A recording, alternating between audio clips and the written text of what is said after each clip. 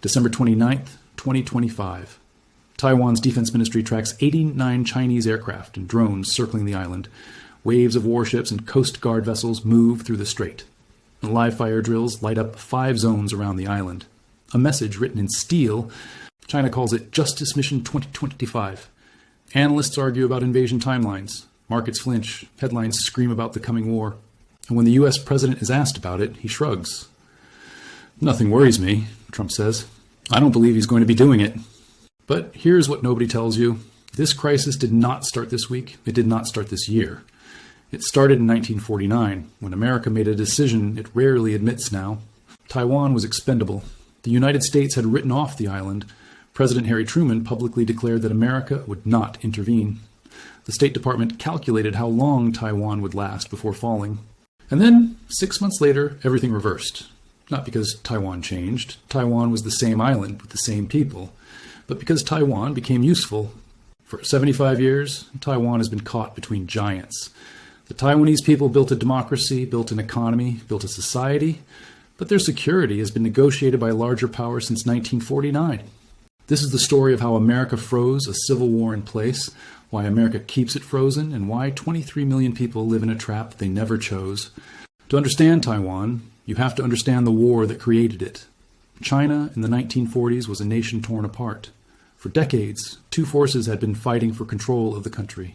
The nationalists, led by Generalissimo Chiang Kai-shek, represented the Republic of China. They had American backing, American weapons, and American advisors. They were supposed to be the future of China. The communists, led by Mao Zedong, represented a peasant revolution. They had Soviet backing, guerrilla tactics, and the support of millions of poor Chinese who had nothing to lose. During World War II, both sides had fought against Japan. But as soon as Japan surrendered in 1945, the Civil War resumed with full fury. America poured support into Chiang Kai-shek, billions of dollars in military aid, weapons, ammunition, vehicles, training. Washington was determined to keep China out of communist hands. It was not enough. Chiang Kai-shek's government was corrupt. His generals were incompetent. His soldiers were demoralized. Despite all the American support, the nationalist armies began to collapse. By 1948, Mao's forces were sweeping across China. City after city fell. The nationalist armies melted away, sometimes surrendering entire divisions without a fight. American weapons ended up in communist hands. American money disappeared into the pockets of corrupt officials.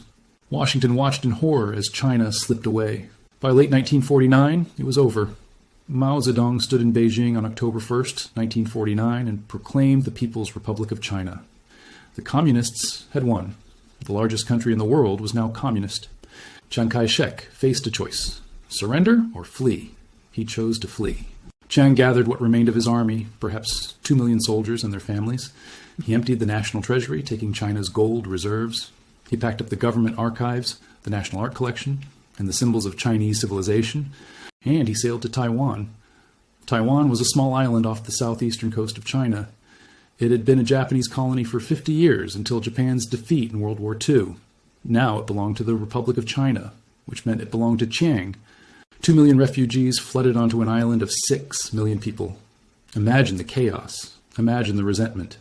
The local Taiwanese had just been freed from Japanese colonial rule, and now they were overwhelmed by a defeated army from the mainland. Chiang Kai-shek imposed martial law. He declared Taipei the temporary capital of the Republic of China, and he announced that his government was still the legitimate ruler of all China.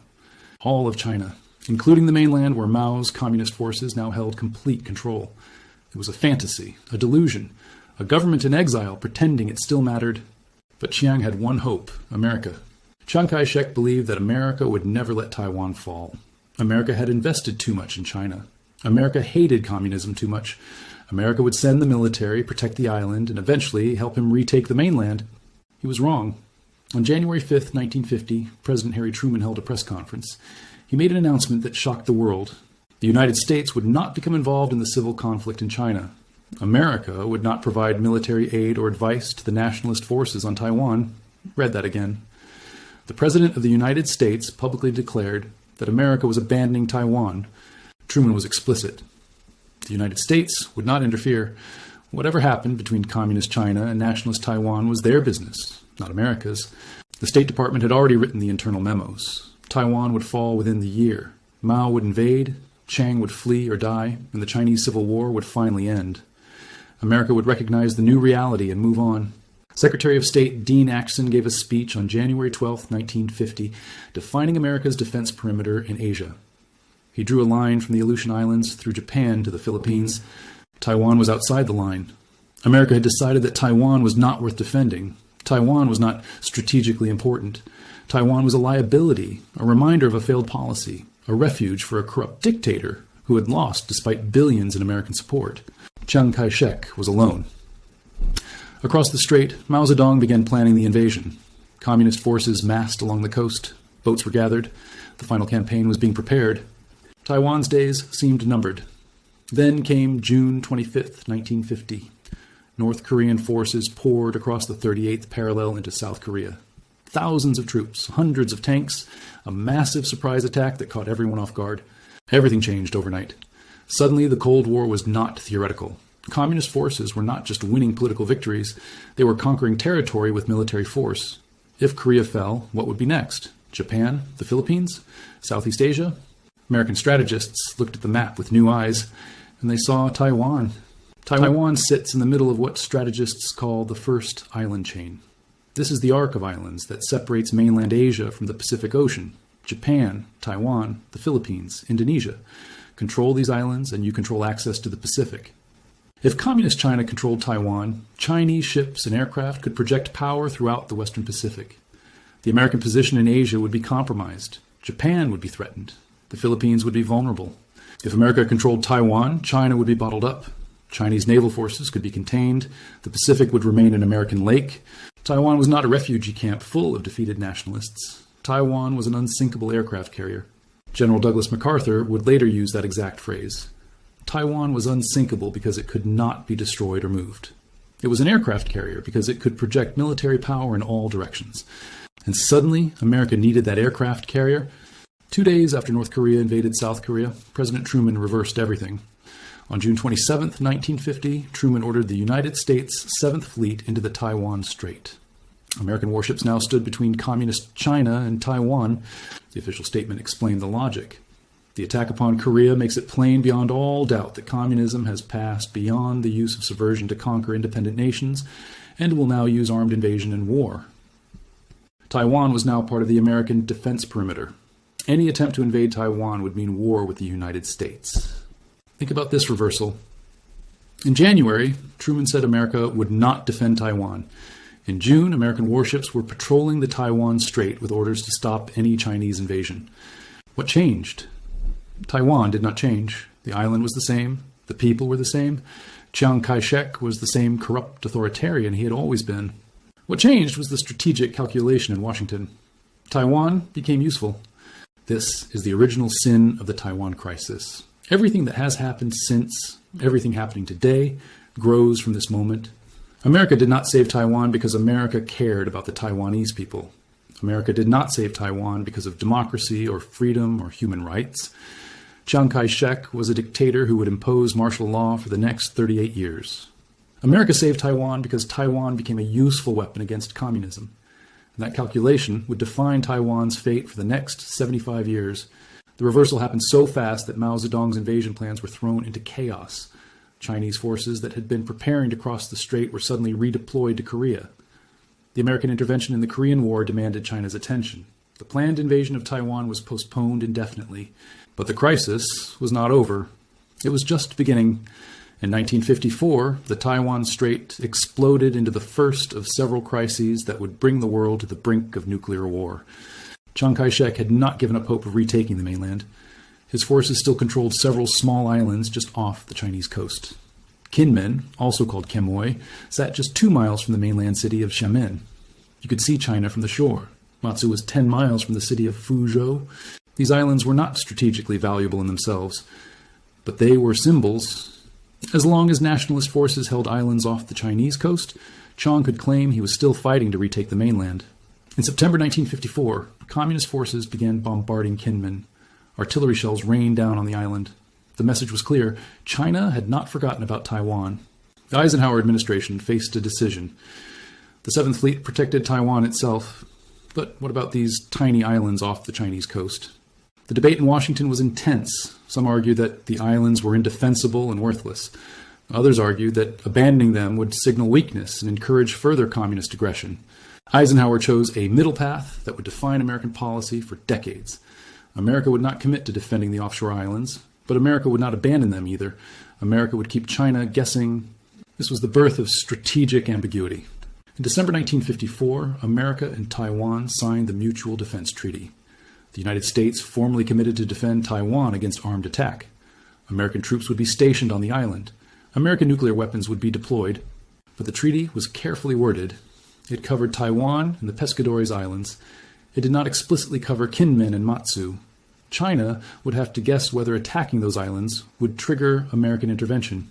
The first Taiwan Strait crisis eventually cooled, but it established a pattern that continues to this day.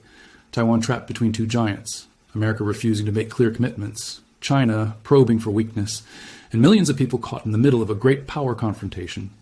The crisis would return again and again. The tension in the Taiwan Strait never really disappeared. It just waited. In August 1958, it exploded again. Communist China launched a massive artillery bombardment of Kinmen. Tens of thousands of shells rained down on the small island. The bombardment was so intense that it seemed China was preparing for an invasion. This time, the stakes were even higher. By 1958, both the United States and the Soviet Union had hydrogen bombs. A confrontation in the Taiwan Strait could escalate into nuclear war.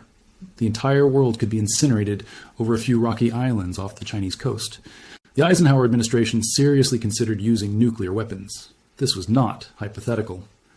American military planners drew up options for atomic strikes against Chinese military positions. The Joint Chiefs of Staff discussed which targets to hit. The Secretary of State talked openly about the possibility of nuclear war. Eisenhower himself was more cautious. He understood that using nuclear weapons against China could trigger Soviet retaliation, but he also refused to back down. American warships escorted nationalist supply convoys to Kinmen. American aircraft flew cover. The message to China was clear: push too far and America will respond. The crisis dragged on for weeks. The bombardment continued. Then, suddenly China announced it would only shell Kinmen on odd-numbered days. The even days would be quiet. It was bizarre. It was theatrical. And it signaled that China was not actually planning to invade. The second Taiwan Strait crisis wound down without a war. But it left a lasting impression on everyone involved. Taiwan was a nuclear flashpoint. The small island in the Pacific could trigger the end of civilization. And America was committed to defending it, not because of any principle, but because Taiwan was too useful to lose. For the next 2 decades, Taiwan became one of the most important pieces on America's Cold War chessboard. The arrangement was simple.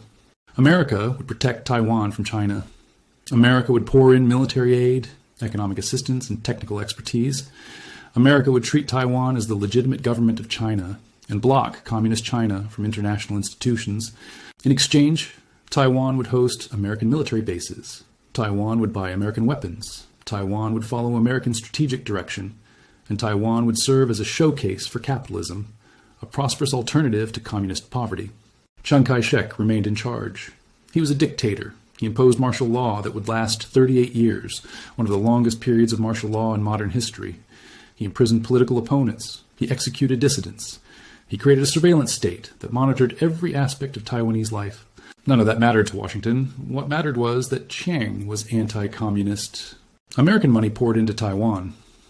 By the late 1960s, Taiwan was one of the top recipients of American foreign aid in the world. Billions of dollars flowed into the island, building infrastructure, funding industry, training military forces. Taiwan was not America's ally. Taiwan was America's client state. The relationship was never equal. America decided what Taiwan could do and what Taiwan could not do. When Chiang wanted to attack the mainland, America said no.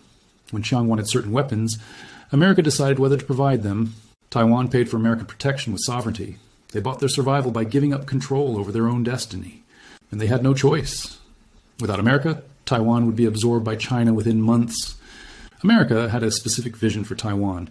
Taiwan would prove that capitalism worked better than communism. Taiwan would show the world that American-style development produced prosperity, while Chinese communism produced poverty. And remarkably, it worked. Taiwan's economy took off in the 1960s and 1970s. The island industrialized rapidly. Factories sprouted everywhere, producing textiles, electronics, machinery. Taiwanese products began appearing in American stores. The Taiwan miracle became a talking point for American policymakers. See what happens when you follow the American model? See how capitalism transforms a poor island into a prosperous nation? Of course, the story was more complicated. Taiwan's growth was fueled by massive American aid, by authoritarian government direction of the economy, by land reform that would have been called socialist anywhere else. It was not pure free market capitalism, but the narrative was useful. Taiwan proved that America's way was better. Meanwhile, communist China was tearing itself apart. Mao's great leap forward killed tens of millions in famines. The Cultural Revolution destroyed Chinese society. While Taiwan grew richer, China grew poorer. The contrast seemed to validate everything America believed. Taiwan was the good China. Taiwan was proof that America was right. There was just one problem with this arrangement. It was built on a lie. The official American position was that Chiang Kai-shek's government in Taiwan was the legitimate government of all China. Not just Taiwan, all of China. All 500 million people on the mainland were supposedly represented by a government in Taipei that controlled an island of 10 million. This fiction was maintained at the highest levels. Taiwan held China's seat at the United Nations. Taiwan sat on the UN Security Council as one of the 5 permanent members, with veto power over international affairs. Taiwan was recognized by most Western nations as the real China. Meanwhile, the People's Republic of China, which actually controlled the mainland and its hundreds of millions of people, was treated as if it did not exist. American diplomats could not talk to Chinese officials. American businesses could not trade with China. American tourists could not visit. A quarter of humanity was behind a wall of non-recognition. The fiction served American purposes during the Cold War. It isolated communist China. It legitimized the American position in Asia. It justified the continued support for Taiwan. But fictions have a way of collapsing. By the late 1960s, the Cold War was evolving. America was bleeding in Vietnam. The war was unwinnable, but no president wanted to admit defeat. Hundreds of thousands of American troops were stuck in a jungle war with no end in sight. The Soviet Union was at the peak of its power. Soviet missiles threatened American cities. Soviet tanks could roll across Western Europe. The communist bloc seemed stronger than ever. And then Richard Nixon saw an opportunity. What if America could split the communist world? What if America could turn China against the Soviet Union? By 1969, China and the Soviet Union were no longer allies. They had fought a brief border war. They were competing for leadership of the communist movement. The 2 great communist powers were enemies. Nixon realized that America could exploit this split. If America befriended China, China would become a counterweight to the Soviet Union. The communist bloc would be divided. America's strategic position would be strengthened. There was just one obstacle: Taiwan. For 20 years, America had insisted that Taiwan was the real China. America had a defense treaty with Taiwan. American troops were stationed on the island. How could America open relations with Beijing while maintaining its commitment to Taipei? In July 1971, Henry Kissinger boarded a plane in Pakistan and disappeared. The official story was that he was sick and resting at a hill station. The real story was that he was on a secret flight to Beijing. Kissinger spent 2 days meeting with Chinese Premier Zhou Enlai. They discussed everything: Vietnam, the Soviet Union, and Taiwan. The Chinese position was clear. There's only one China, and Taiwan is part of China. Any relationship with the United States required American acknowledgement of this fact. Kissinger agreed to the framework. America would acknowledge that Chinese on both sides of the Taiwan Strait maintain there is one China. America would not challenge that position. In October 1971, the consequences began. The United Nations voted to expel Taiwan and give China's seat to the People's Republic. The vote was 76 to 35. America voted against the resolution, but did not fight hard to stop it. Taiwan's diplomats were escorted out of the UN building. 22 years of fiction ended in a single night. In February 1972, Richard Nixon flew to Beijing. The President of the United States shook hands with Mao Zedong. The leader of the capitalist world met the leader of the communist world. It was one of the most dramatic moments of the Cold War. The Shanghai Communique was issued at the end of the visit. It contained a carefully worded statement about Taiwan. The United States acknowledges that all Chinese on either side of the Taiwan Strait maintain there is but one China, and that Taiwan is a part of China. The United States does not challenge that position. Read that carefully. America acknowledged the Chinese position. America did not challenge it. America did not say Taiwan was independent. America did not say Taiwan was separate from China. The abandonment had begun. Nixon opened the door. Jimmy Carter walked through it.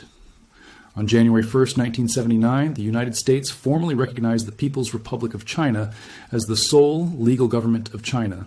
Diplomatic relations were established, ambassadors were exchanged, and Taiwan was cut loose. America terminated diplomatic relations with Taiwan. The American embassy in Taipei was closed. American diplomats were withdrawn. The Mutual Defense Treaty, which had protected Taiwan since 1954, was canceled. American troops were pulled out of the island. The formal military commitment ended. Taiwan had been America's loyal ally for 30 years. Taiwan had hosted American bases. Taiwan had bought American weapons. Taiwan had followed American direction. Taiwan had served as the anti-communist showcase. And when China became more useful, America dropped Taiwan. Chiang Kai-shek was dead by then, having passed away in 1975. His son Chiang Ching-kuo was now running Taiwan. He watched as America abandoned everything his father had built. The betrayal was complete, or was it? Congress was furious. Many members of Congress had supported Taiwan for decades. They had visited the island, met with its leaders, championed its cause. Now Carter was throwing it all away for a deal with Communist China. Congress could not stop the recognition of Beijing. That was the president's prerogative. But Congress could do something else. In April 1979, Congress passed the Taiwan Relations Act. Carter signed it into law. This law is the foundation of everything that has followed. Every arms sale, every diplomatic interaction, every moment of tension in the Taiwan Strait traces back to this law. The Taiwan Relations Act established unofficial relations with Taiwan. America would not have an embassy, but would have an American institute in Taiwan, staffed by government employees on leave. The legal fiction allowed relations to continue without formal diplomatic recognition. More importantly, the Taiwan Relations Act said that America would continue to sell defensive weapons to Taiwan. Taiwan could still buy American arms, even without a defense treaty. And the act included a crucial phrase. America would maintain the capacity to resist any resort to force or other forms of coercion that would jeopardize the security or the social or economic system of the people on Taiwan. Notice what it does not say. It does not say America will defend Taiwan. It says America will maintain the capacity to resist force. It says America will sell weapons. It says America will consider any non-peaceful action against Taiwan a matter of grave concern. But it does not commit America to military intervention. This is strategic ambiguity. America refuses to say whether it will actually defend Taiwan if China attacks. The idea is that this uncertainty deters both sides. China does not know if attacking Taiwan means war with America, so China hesitates. Taiwan does not know if America will come to the rescue, so Taiwan hesitates to provoke China. Everyone stays frozen. For 45 years, this ambiguity is held. But ambiguity is not a policy. It is a postponement. It is a way to avoid making a decision. And decisions cannot be postponed forever. Let me explain the trap Taiwan is in. 23 million people live on that island.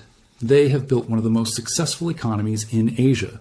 They have created a vibrant democracy with free elections, free press, and free speech. They have their own currency, their own passport, their own military. By every practical measure, Taiwan is an independent country. But Taiwan cannot say so. If Taiwan formally declares independence, China has promised to invade. This is not rhetoric. In 2005, China passed the anti-secession law, which states that if Taiwan moves toward independence, or if peaceful unification becomes impossible, China will use non-peaceful means to resolve the situation. Non-peaceful means. That is the official language for war. And America has made clear repeatedly that it will not support a Taiwanese declaration of independence. If Taiwan provokes China by declaring independence, Taiwan is on its own. So Taiwan cannot go forward, but Taiwan cannot go backward either.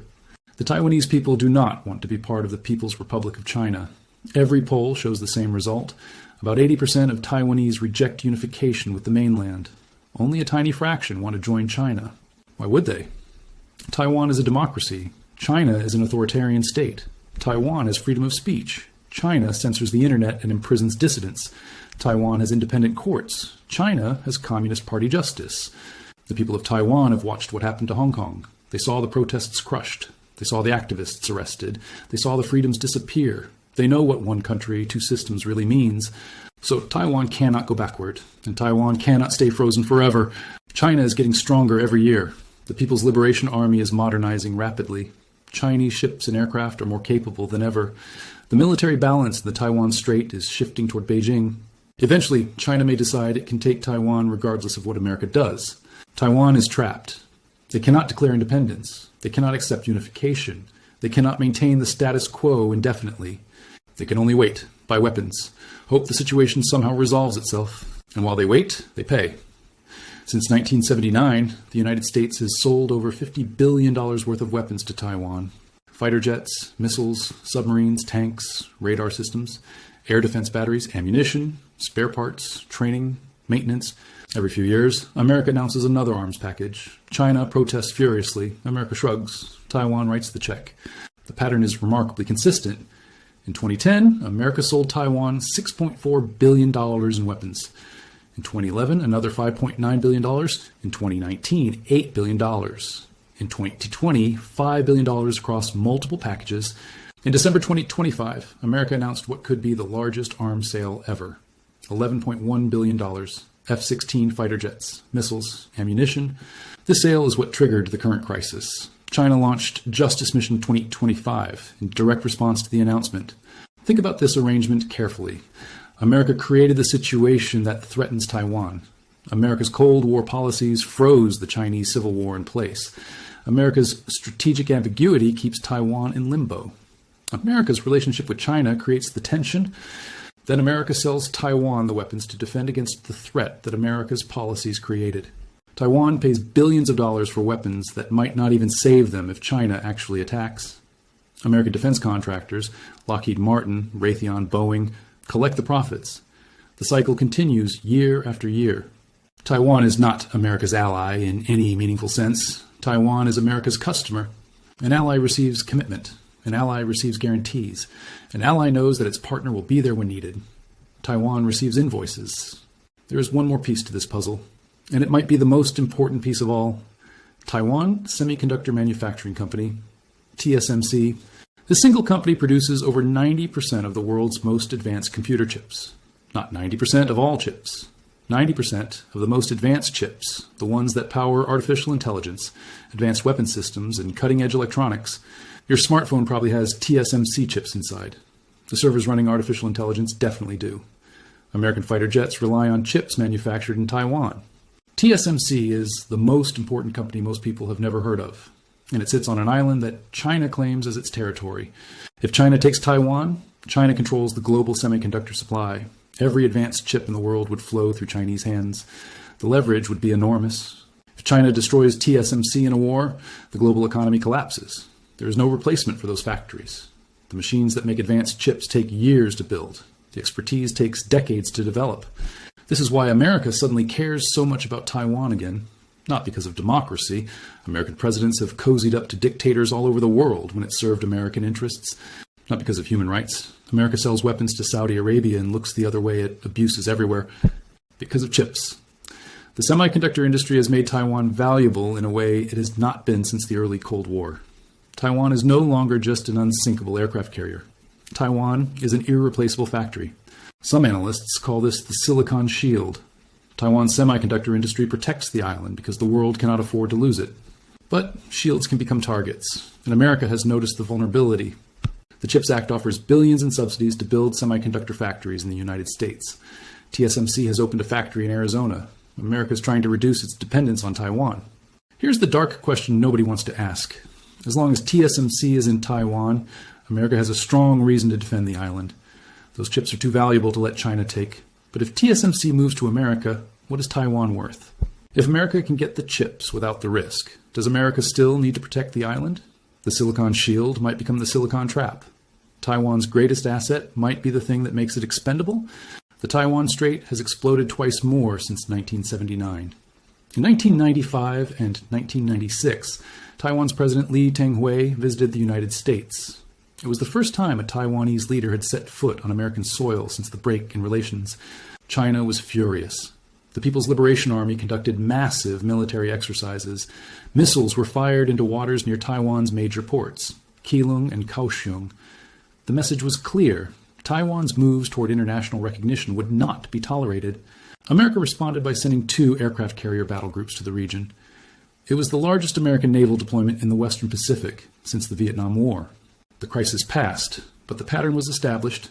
In 2022, the 4th crisis erupted. Speaker of the House Nancy Pelosi visited Taiwan in August 2022. She was the highest-ranking American official to visit the island in 25 years. China's response was unprecedented. Military exercises surrounded Taiwan on all sides. For the first time, Chinese missiles flew over the island. Ships and aircraft crossed lines that had been respected for decades. The exercises simulated a complete blockade of Taiwan. It was a rehearsal for invasion. America sent warships to the region again. The crisis eventually cooled, but everyone understood that the situation was getting more dangerous. Each crisis is bigger than the last. Each Chinese response is more aggressive. Each time, the distance between peace and war shrinks. Which brings us to December 29th, 2025. Justice Mission 2025, 89 aircraft and drones tracked. Waves of warships and Coast Guard vessels, live fire exercises, simulated blockades of Taiwan's major ports. The Chinese military announced that this exercise would focus on blockade and control of key ports and all-dimensional deterrence outside the island chain. That last phrase is new and ominous. Outside the island chain means China is practicing how to keep American forces out of the Western Pacific entirely, not just defending against American intervention, but preventing it. Taiwan's defense ministry scrambled its forces. Rapid response exercises began. The island went on high alert. And what did America say? President Trump was asked about the drills. His answer was remarkable. Nothing worries me. I've certainly seen it, but he hasn't told me anything about it. I don't believe he's going to be doing it. Nothing worries him. The President of the United States is not worried. This is strategic ambiguity in its purest form. Trump will not say whether America will defend Taiwan. He will not even express concern about the largest military exercises in the history of the Taiwan Strait. 23 million people are surrounded by hostile military forces, and the American president says nothing worries him. Here's what I want you to understand about Taiwan. Taiwan is not an accident. Taiwan is not a misunderstanding. Taiwan is not a crisis that just happened. America created this situation. In 1950, when Korea made Taiwan useful, America froze the Chinese Civil War in place. For 75 years, but America has kept Taiwan in limbo, neither independent nor unified, neither at war nor at peace. America profits from this situation: $50 billion in arms sales, a strategic position in the Western Pacific, leverage against China, access to critical semiconductor technology, and Taiwan pays the price. The Taiwanese people did not ask to be a Cold War pawn. They did not ask to be trapped between nuclear powers. They did not ask to live under the constant threat of invasion. They just want to live their lives, raise their families, build their businesses, enjoy their democracy. But they cannot, because 75 years ago, a war broke out in Korea, and their island became useful to American strategists. If the Korean War had not happened, Taiwan would probably be part of China today. Truman said so himself in January 1950. The calculation changed because Taiwan became valuable, not because Taiwan's people became more worthy of protection. And calculations can change again. America abandoned Taiwan once in 1979 when China became more useful. The defense treaty was canceled. The troops were withdrawn. The commitment ended. What makes anyone think it cannot happen again? The $11 billion in arms sales? That is not a commitment. That is a transaction. The strategic ambiguity? That is not a policy. That is a refusal to make a commitment. The Taiwan Relations Act, read it carefully. It does not promise to defend Taiwan. It promises to sell weapons. Taiwan is not America's ally. Taiwan is America's most useful asset, and assets get liquidated when they no longer serve their purpose. Right now, Chinese warplanes are circling Taiwan. The largest military exercises ever conducted in the Taiwan Strait are underway. 23 million people are watching the sky and wondering what comes next. The official story is that this is about Chinese sovereignty, that Taiwan is a breakaway province, that reunification is inevitable, and the American story is that this is about democracy, that Taiwan is a free society that deserves protection, that America stands with its partners. The real story is more complicated and less flattering. Taiwan is a strategic asset. Taiwan is a pressure point. Taiwan is a customer. Taiwan is useful. And as long as Taiwan remains useful, America will sell it weapons and maintain strategic ambiguity. America will refuse to say whether it will defend Taiwan, because that ambiguity serves American interests. The moment Taiwan stops being useful, the calculation changes. America was ready to abandon Taiwan in 1950, until Korea made the island valuable. America did abandon Taiwan in 1979 when China became more valuable. America could abandon Taiwan again whenever the strategic calculation shifts. This is not cynicism, this is history, and the 23 million people on Taiwan know it. They buy the weapons anyway. They maintain the ambiguity anyway. They play their role in the game anyway, because they have no choice. They are trapped between a rising China that wants to absorb them and an America that might not protect them. Between independence they cannot declare and unification they do not want. Taiwan is not America's ally. Taiwan is caught in America's trap, and the trap has no exit.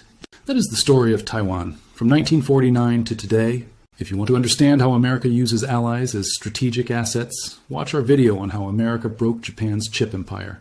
Same region, same pattern, different decade. If you want to see American power projection happening right now, watch our video on Venezuela. America is blockading Venezuela as we speak. Same playbook, different hemisphere. Subscribe for more hidden history of how power really works. Leave a comment. Should America defend Taiwan? Is Taiwan trapped or protected? I want to hear your perspective.